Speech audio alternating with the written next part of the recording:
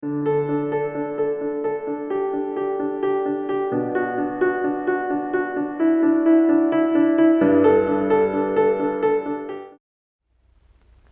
everyone, my name is Rudy Vargas, and this is again Senior Matters. Advanced care planning is not just about old age. At any age, a medical crisis could leave you too ill to make your own healthcare decisions. Even if you are not sick now, planning for healthcare in the future is an important step toward making sure you get the medical care you would want if you are unable to speak for yourself and doctors and family members are making the decisions for you. Many Americans face questions about medical treatment, but may not be capable of making those decisions, for example, in an emergency or at the end of life.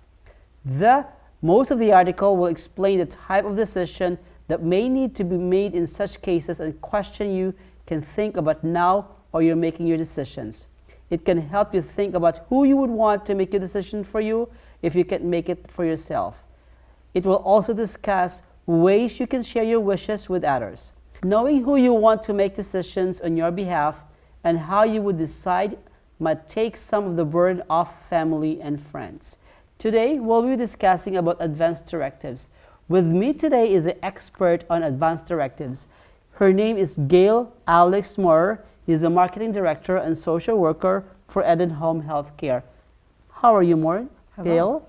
Good. Well. So can you please discuss to us at the beginning, what is advanced directives?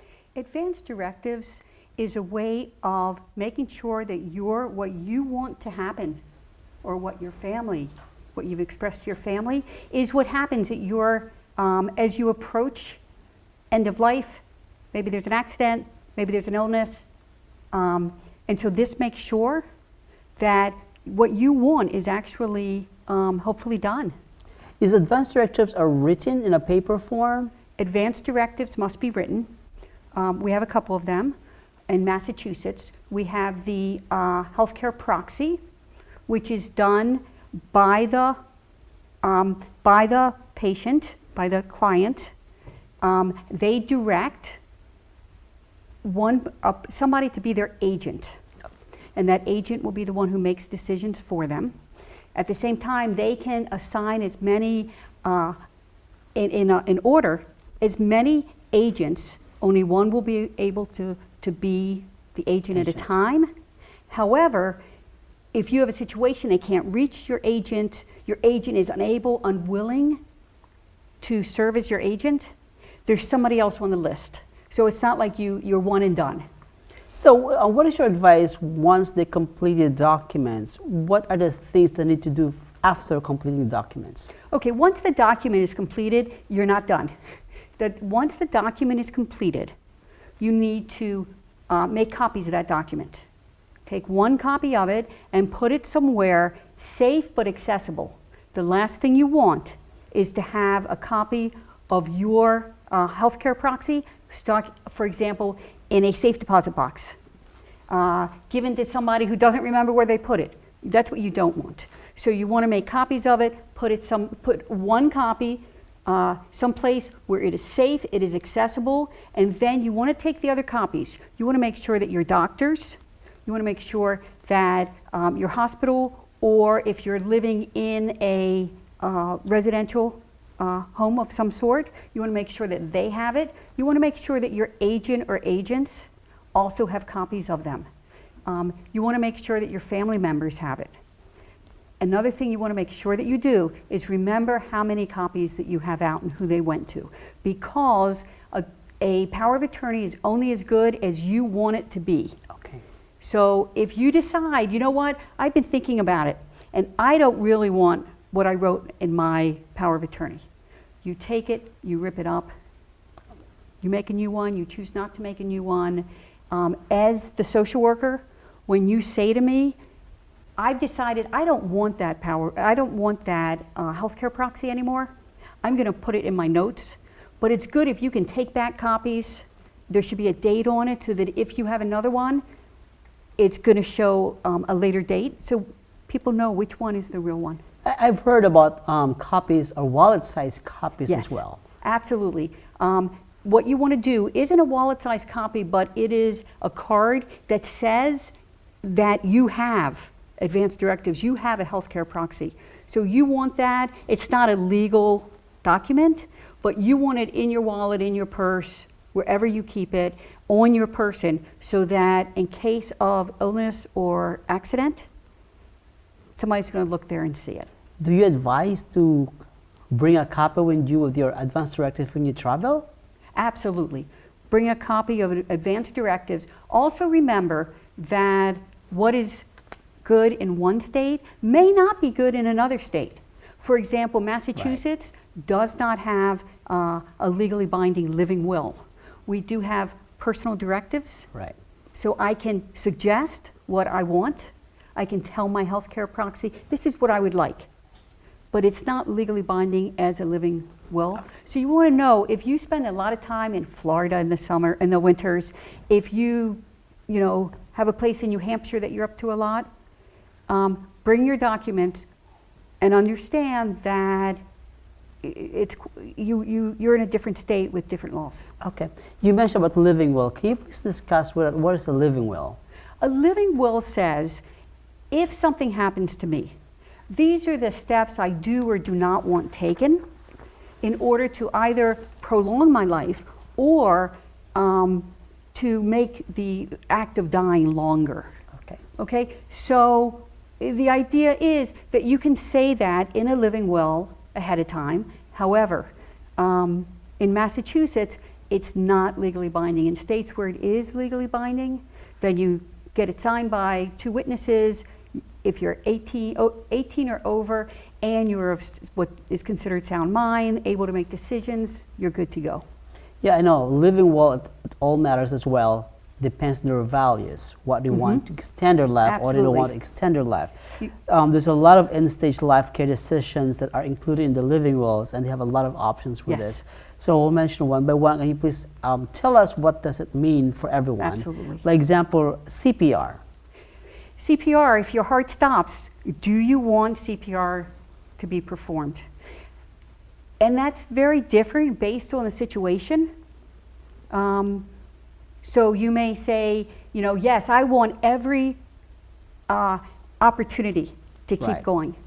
You don't have a way in terms of before you get to that point. You don't really have because we don't have the living will, it's a little different. But you still can say, this is what my preferences are.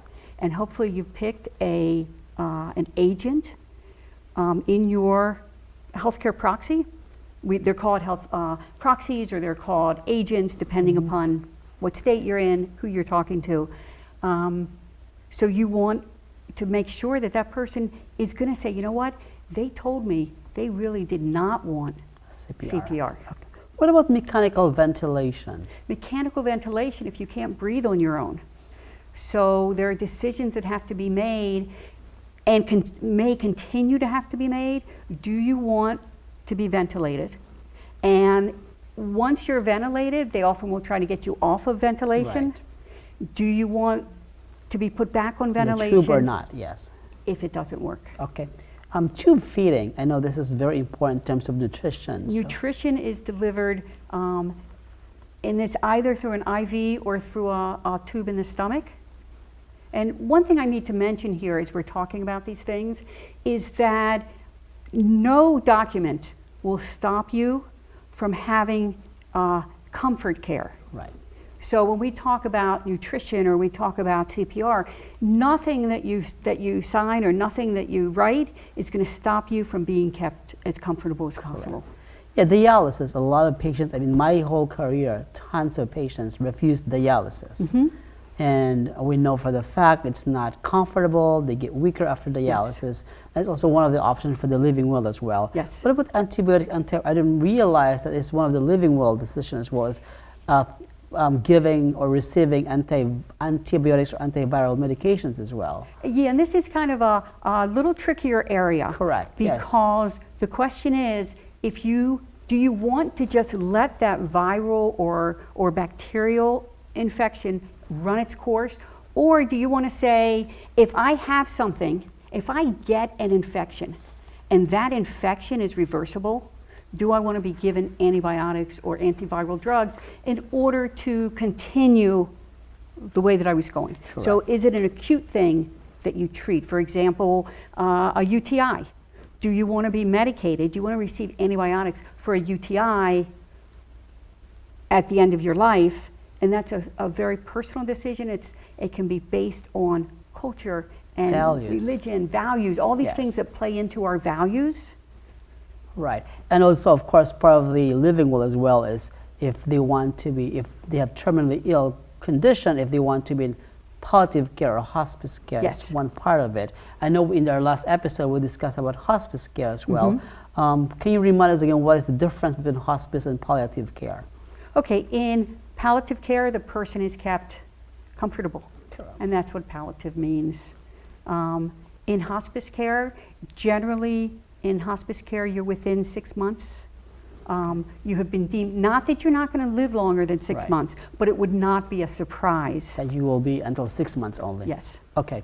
And of course, part of the living will as well, I think they also have to mention there if they want to donate their organs after they're Yes. dead. This is very, very Yes, important. and that's a very sensitive topic to discuss. It's- When you make your living will, do you want your organ to be donated? And what are the factors you think that influences their decision whether they will or not to donate the organs? Well, I think a big part of this is your values, is your religion, your culture.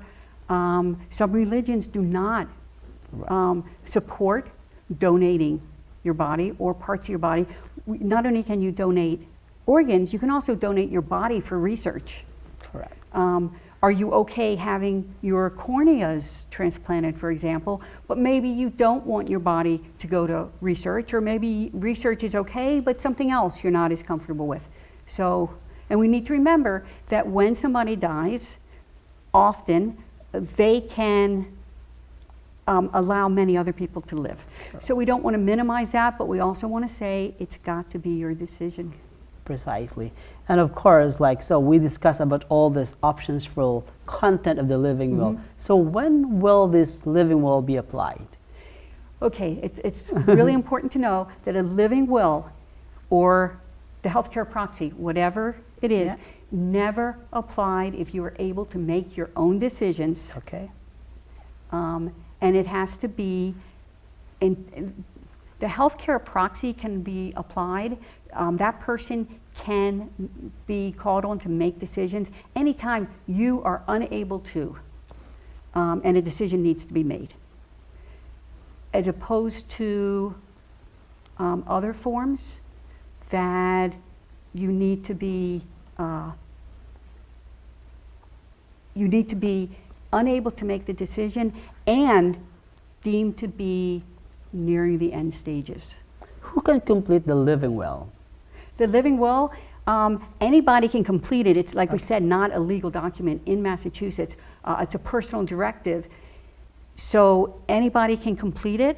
And it's important to realize that accidents, illnesses happen at any age. If you're under 18, then a parent, a guardian is going to be the one who can make those decisions. But once you're 18, you can't assume that a parent, a child, a friend is going to be able to make those decisions for you. So it's important. It's important that these be filled out, not just at the end, not just when you're elderly.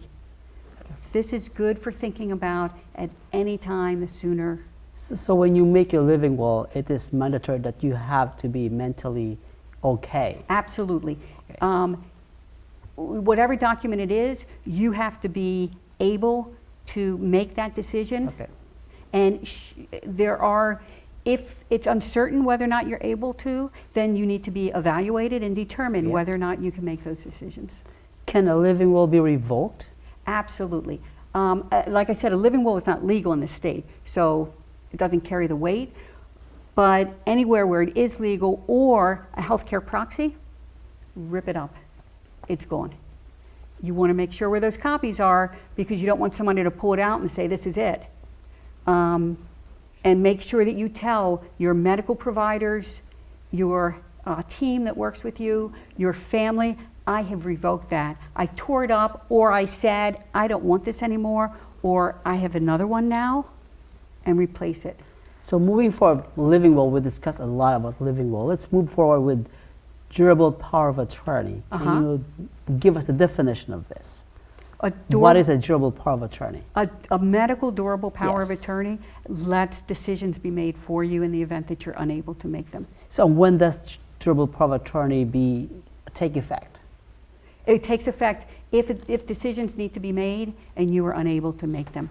All right. So you mentioned about healthcare proxy, and what are the qualifications to be qualified to be a healthcare proxy for somebody? In order to be a healthcare proxy, you need to be over the age of 18, able to make decisions. You need to be chosen by the person and asked to be a healthcare proxy.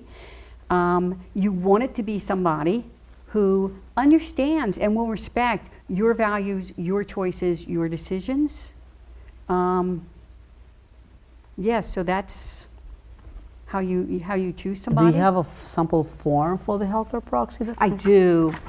In the healthcare proxy, and all of these forms are available free of charge online from Massachusetts, from the Massachusetts Choice website, from AARP, from various organizations, just for downloading them. So the healthcare proxy just asks you who you want to name as your agent, has you witness it in a couple of spots, and that's it. It does not include specific information, although you can limit, and you can say that this healthcare proxy will have power of attorney, will have agent access, will have agent decision making, except you can place a limit on the agent's authority.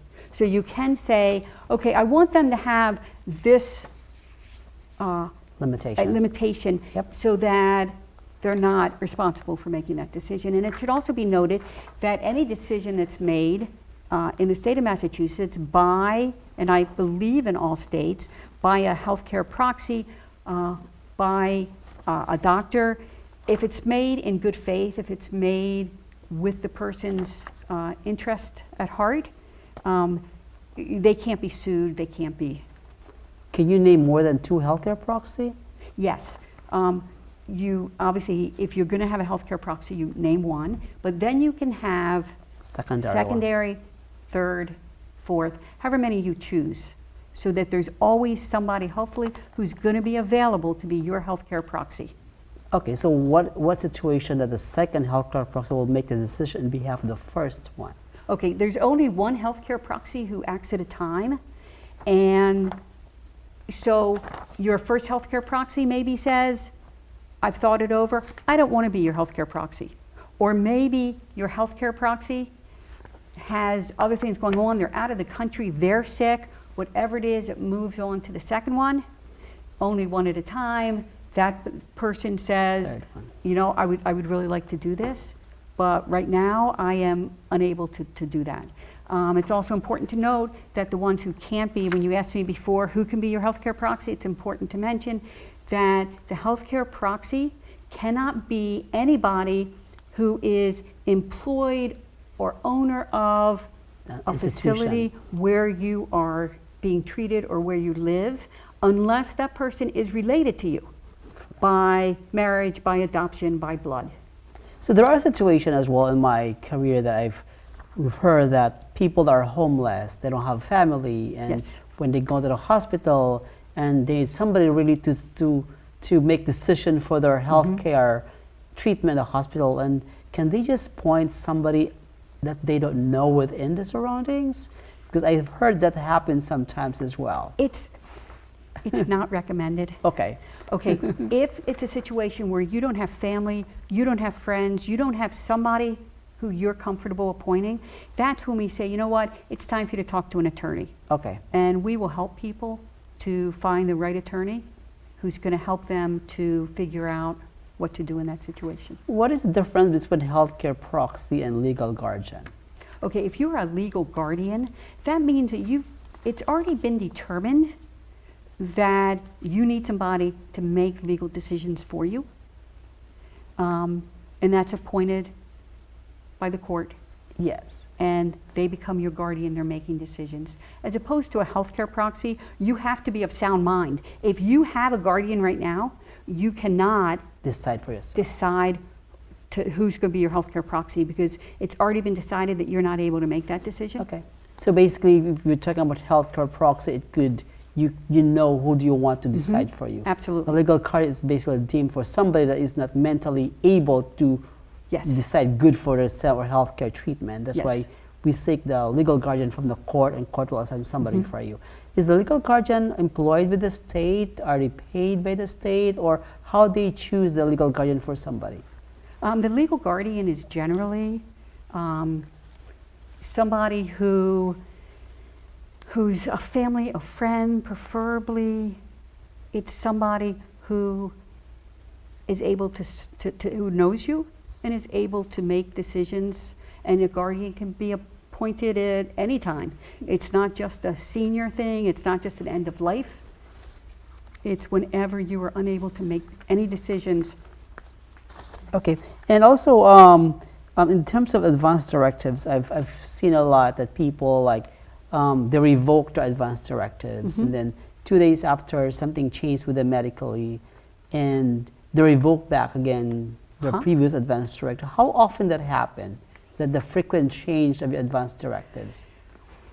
I don't know the exact number for how often it happens, but certainly patients have to believe and they have to feel and understand that this is their choice. They have rights.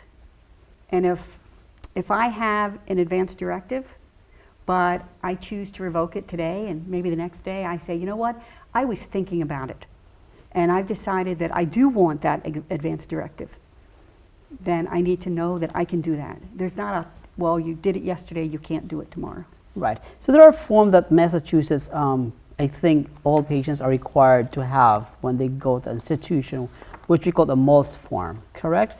And these are basically filled up by the doctors, I think? This has to be filled out by a medical doctor or a nurse practitioner or a physician's assistant. It is a medical legal form. I think it's Right. probably classified under medical. Right. In other words, as a social worker, I can't fill it out. Right. So it says here that the example, the patients have the right to decide whether they want to be resuscitated or not resuscitated. It's one of the options, or they want to be intubated or not intubated, or I think one of the options as well, if they want to be transferred to a hospital or not to be Yes. transferred to the hospital. Like if they're in a nursing home, if they get ill and the doctor deemed that he is really ill and can be transferred to the hospital, but this one says do not transfer to the hospital, so the patient will not be transferred to the hospital. Correct. And this is signed by the doctor and as well as either the healthcare proxy or the guardian or the parent of the minor as well. Yes. So what happens with this is that if you're in hospice care, you've made, the decision has already been made that the expectation is that you have 6 months or less to live. Right. If something happens, you don't pick up the phone. Somebody who's with you doesn't pick up the phone and call 911. Right. Because that would again get you back into this medical cycle. And a decision, if it's already been made and it's being stuck with, you don't want that person to then wind up being medically treated. So instead, you pick up the phone and you call the hospice, you call who's ever treating the patient. Very often you'll see these hung on somebody's refrigerator or on a nightstand beside their bed so that everybody is reminded that this decision has already been made. A lot of people really in the community does not really know about advanced directives. A lot of them needs guidance and field. Is there any institution or organization they can call or they can reach out to give guidance on making decisions with advanced directives? Yeah, well, I need to say that the medical orders and that are filled out by the doctor, the medical Right. person, those are actually filled out by the doctor after a lengthy discussion with the patient or the patient's healthcare proxy. Yep. So they don't have to worry about that. In terms of how to get more information, Get information. Yes. this is certainly, if you have Eden Healthcare, then we will help you to understand what needs to be done, what forms need to be filled out, and help point you in that direction.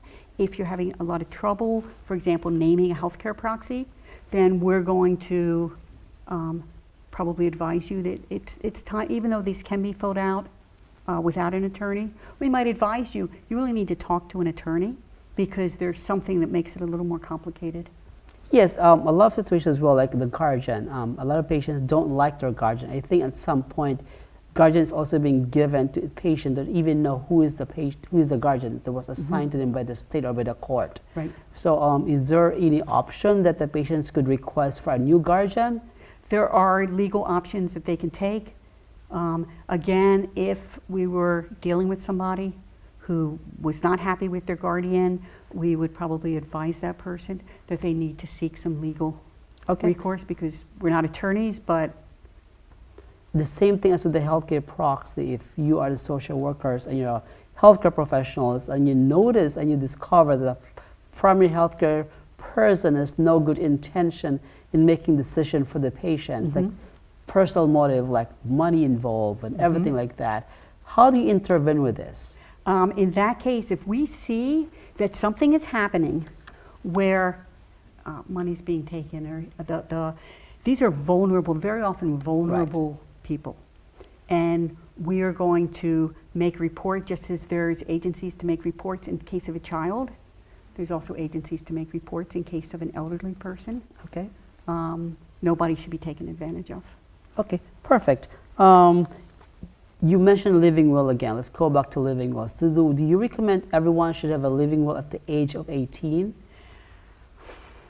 It certainly is advisable to have a living will early on. Should it be at 18? Should it be at 19?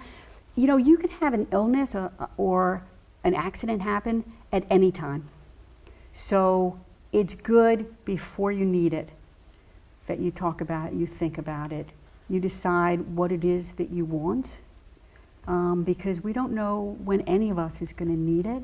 And don't you want the person who you've appointed as your proxy, don't you want them to know what it is that you really want? And another thing it does is we don't want arguments. We don't want, you know, what can sometimes be lifelong arguments between family members because they don't know for sure what it is that you wanted. To take off the vent, not take off the vent, to give you nutrition through a feeding tube, to not give nutrition through a feeding tube. These can create an amazing amount of family disharmony and arguments that can go on for decades. Right. So this helps to limit that, and it helps to get your needs met. What about healthcare proxy? At what age do you recommend to have a healthcare proxy? 18. 18, so it's not too late though. If you are 80 and you don't have one, it's not too late to do it. The reason why I say 18 is that no longer is it assumed that your parents, your father, you may have a preference to what parent, you may have a best friend, you may have a spouse. Okay. And then it's also really important to remember that healthcare proxy isn't something that you do and forget about. Right. Because things can change. If you have a new illness, if you have a change in marital status, you become a widow, a widower, divorced, or you marry, that might change who you choose to have as a healthcare proxy. But at a minimum, every 10 years, you need to look at these documents. Perfect. Thank you so much, Gail, for coming over. Thank you so much. That was a great, informative knowledge you shared to us about advance directives. Thank you for coming. Thank you so much for having me. Points to remember about advance directives. Advance directives only take effect when this patient loses decision ability. Before the time, the patient's current express wishes should be followed. Advance directives do not replace active communication with patients and their families. Patients and families should be provided appropriate and sufficient information to make informed healthcare decisions. Patients' express preferences about healthcare treatment should be documented as they evolve in the course of treatment. Policies should support the use of advance directives by patients, but does not require that any patients complete an advance directive as a condition for treatment. assessment of and attention to patients' spiritual needs is very important part of quality and of life care and should be routine part of patients' care and decision of the advance directive. Thank you so much, everyone. Again, this is Senior Matters.